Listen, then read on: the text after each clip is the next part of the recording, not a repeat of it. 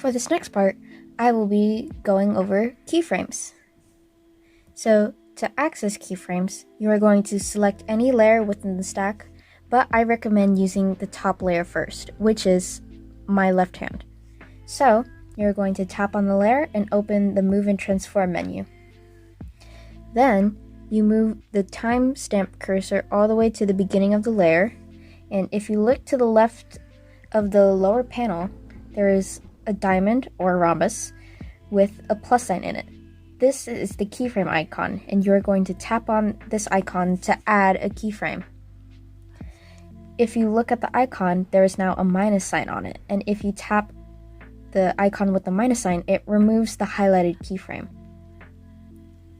So we're going to drag our cursor to the opposite end of the layer and add another keyframe.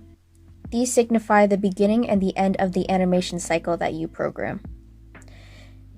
If you are also going to be rotating any body part or layer, then you also need a keyframe on your rotating option, which is right below the moving option. Be sure to add a keyframe with the other keyframe, so then the animation will be in sync. If it is off sync, then it won't look too good. You are going to have to do this for all of your other layers as well. So please take this time right now to do that.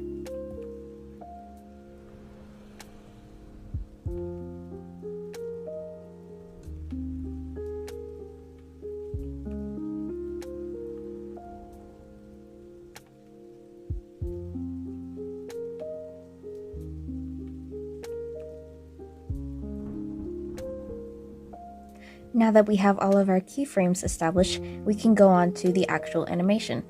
Please note before we start that all of the keyframes are exactly right on top of one another in the same exact spot each time. If one of the layers is lagging behind the others, or if it's not doing exactly what you want to do, my advice is to always check the keyframes. It's because there's a very good chance that you either forgot to put a keyframe in one of your categories, or one of your keyframes is slightly off with the rest of the keyframes. If all of the keyframes are in sync and your animation is looking smooth, then carry on. So I am going to focus on the torso first, and we are going to start at the beginning keyframe. So we are going to start with the rotating keyframe. The pivot points come into play here. It's because they keep one certain part of the layer locked in place while the rest of it is moved, like so. So if you move the pinwheel up, then it goes into the positives and tilts the layer to the left. If you go into the negative and tilt the wheel down, then it goes to the right. And the right is exactly where I want it to be. So just to make everyone happy, I'm going to put it at -25. It's because I am not going to do it at -24, because that will not only upset a lot of my viewers, but it also upsets me. So we are going to want all of our body parts in sync. So I'm going to rotate the head now and also move it. Another important part of having the rotation point is that it also adds guidelines from where it starts and where it ends. The dot will start right here, and as the animation progresses, it will slowly move back to this end.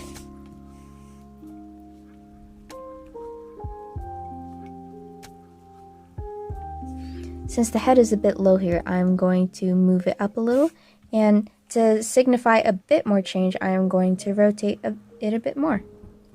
How about 45?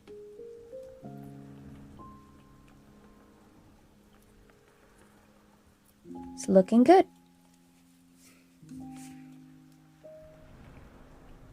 Now let's start with the left shoulder.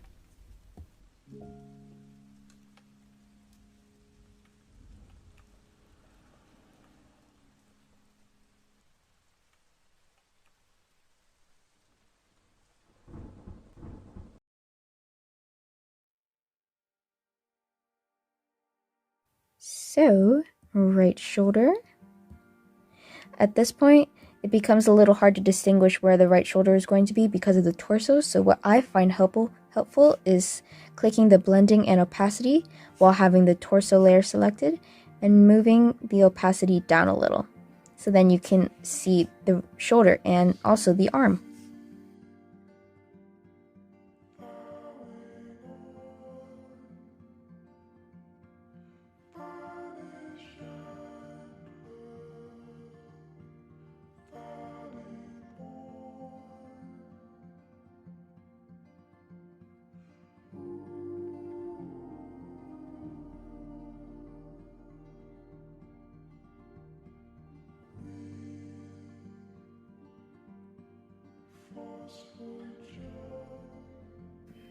Now we have our base done.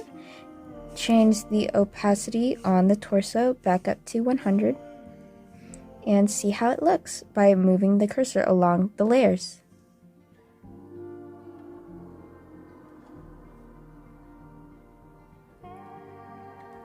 That's nice and fluid. Let's press the button. Wonderful.